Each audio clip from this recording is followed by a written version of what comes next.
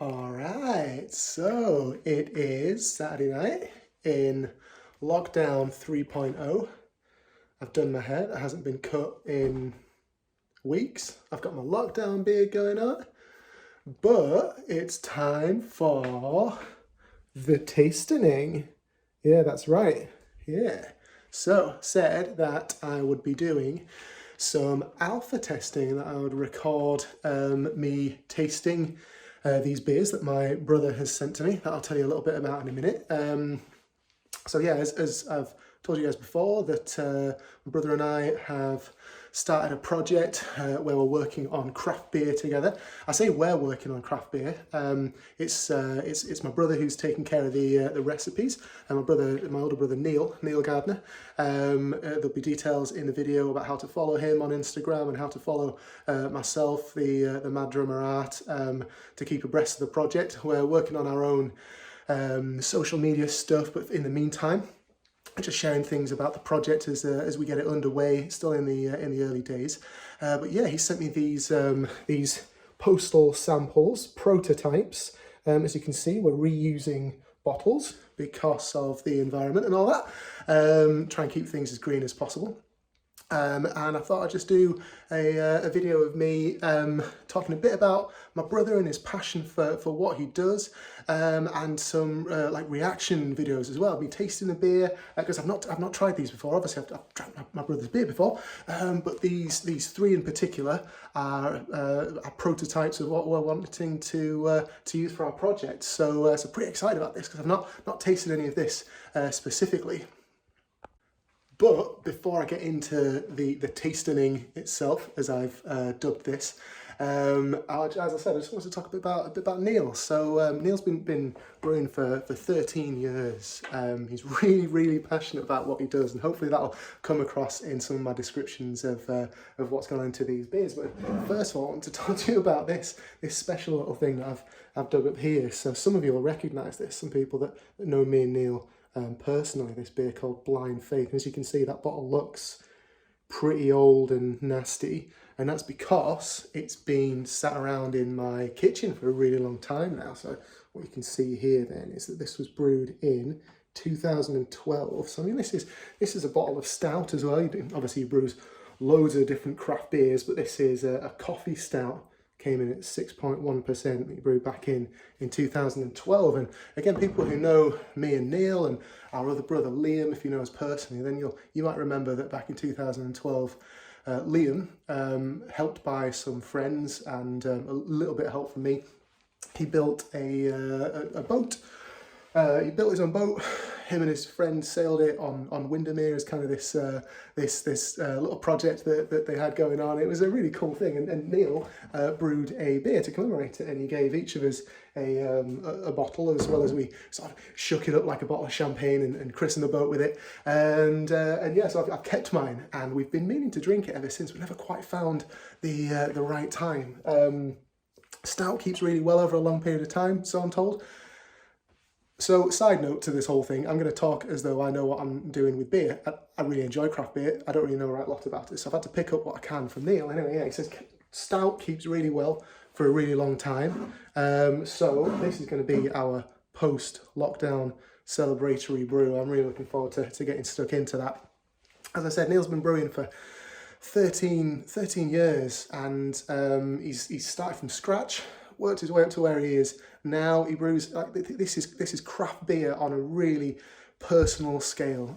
He brews about 25 litres at a time.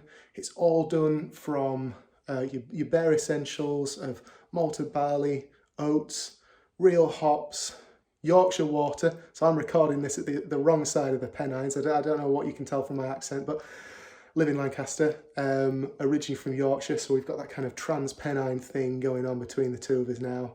I get no end of stick from around here from being from Yorkshire, back home from living on the wrong side or the right side. You tell me, yeah?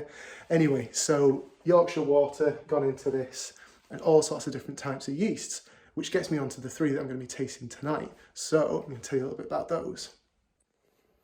All right, so what we've got here then is obviously 3 bottles of beer. You can ignore Blind Faith in the background. I've just put that there to dress the shot and all that. So yes, we've got three bottles of beer, and they're all stouts that have been sent to me in the post by my brother Neil. And what he's asked me to do then is to do a blind taste testing where we've got 2 different types of stout in these 3 bottles. Obviously 2 of them are the same, I don't know which one's which, and one of them is different to others, but they're all made from the same mash, which means that they've got the same malts, some oats, the same hops, sorry, but it's the yeast that's different in these. So they're all made from UK Pale Ale malt, a UK light crystal malt, UK Pale Chocolate malt, and a UK roasted barley with some German Carafa Special 3 thrown in there.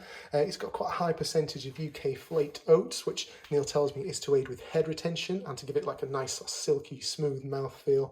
I mean, who doesn't love a nice, smooth stout, really? They've got the same hops in there, which is US Magnum thrown in the boil, so it's going to have a real nice bitterness from that. Hops thrown in the boil to aid with that bitterness. And then the 2 different yeasts are a British ale yeast, and he's also used a Norwegian farmhouse yeast, which I believe is pronounced Kveik, something like that. Maybe you can correct me in the comments if I'm wrong. Neil in particular, I'm sure you will, but hopefully what you're getting from this then is that this is like the attention to detail that Neil puts into these beers is to me like incredible, really. I mean, like I said before, this is real craft beer made on a small personal scale with a real focus on quality. That Neil's trying to get the best out of these beers that we're going to be using for this project. So he wants myself and a few other people to do this blind taste test, because he's saying, well, can we tell the difference between these 2? I don't know whether or not to expect like a blinding difference or quite a subtle difference. Maybe not at all, but we'll get them cracked open in a minute and we'll try them out, and you can see my my reaction to these.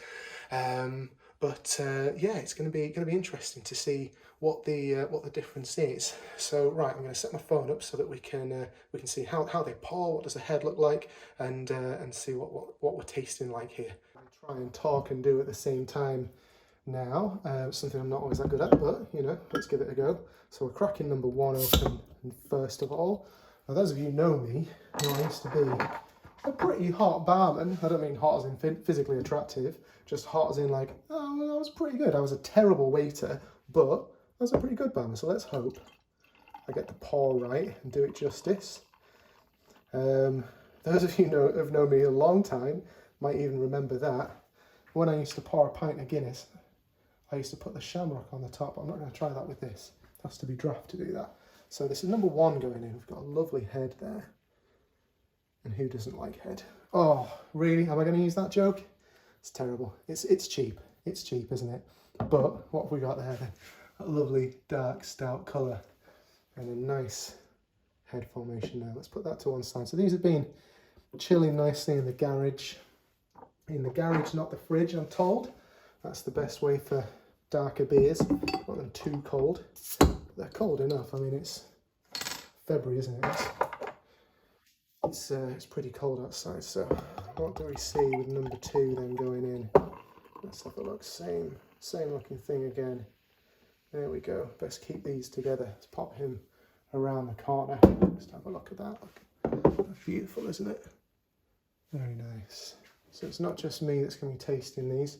I'm a lucky man having these 3 beautiful beers to drink myself. But I'm going to share them with my wife. She's helping with the alpha testing as well. Alpha testing, that all sounds a bit more kind of manly than it really is, isn't it? You know. But that's exactly what it is. These are prototypes. These are brand new, you know. And I'm very excited to try these. Right, I'm going to switch to the other camera now so we can see what do I make of each of these. Alrighty, so this is number 1. You can see it once again, a nice head on the beer. It's got a lovely dark colour, what you'd expect from a stout. Smells rich. There's some kind of coffee notes in there. I know nothing about tasting beer, not really. Neil's taught me all this stuff.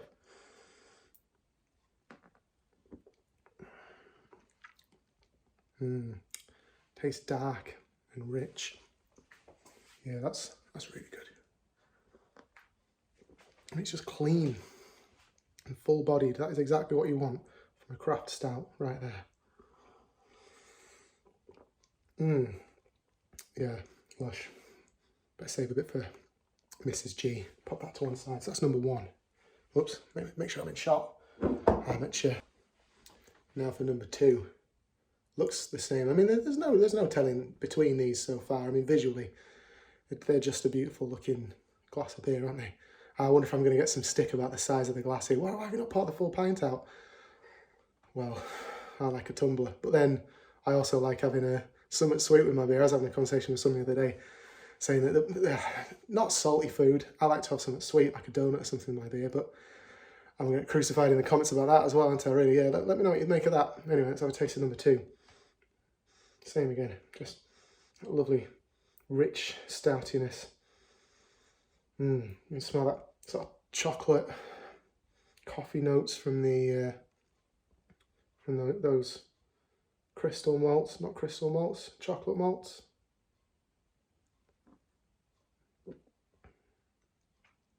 Can I taste the difference between those two? Maybe I can. Maybe that's got a little bit more kind of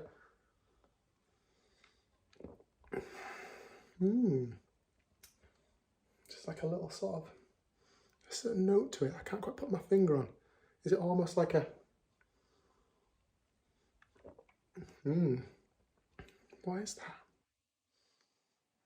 There's definitely something about that. I can't quite describe what that is, but it's just a little bit different to the first one. But I mean, like these are quaffable beers. I've not told you the ABV. So these came out at 4.8%. So I mean, it's hardly a session beer, but you could have a few of them, definitely. Compared to, as I said, Blind Faith down there at 6.1. Neil also sent me some New England IPA that came out at 7%. So I mean, this is a modest, decent ABV. You can certainly taste that it's got some nice amount of sort of alcohol flavour to it, but without being overpowering.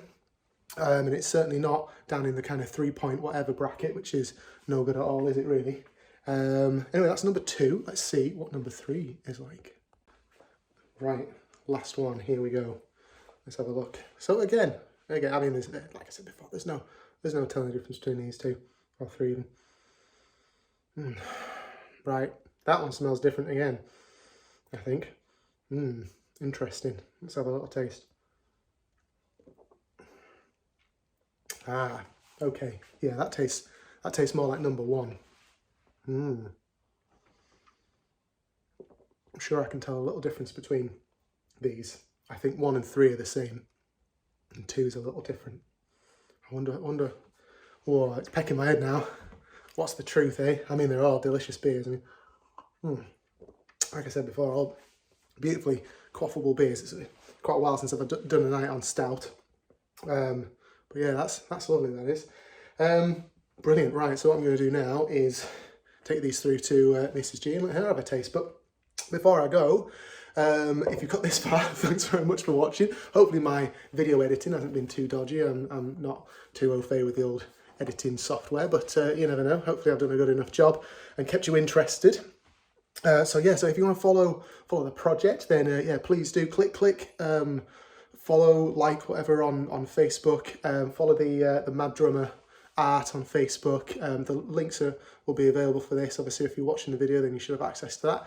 And follow my brother Leeds Brew on Instagram as well for more updates. As I said before, we're going to be getting our social media set up at some point specific for the project, but it's still so early days.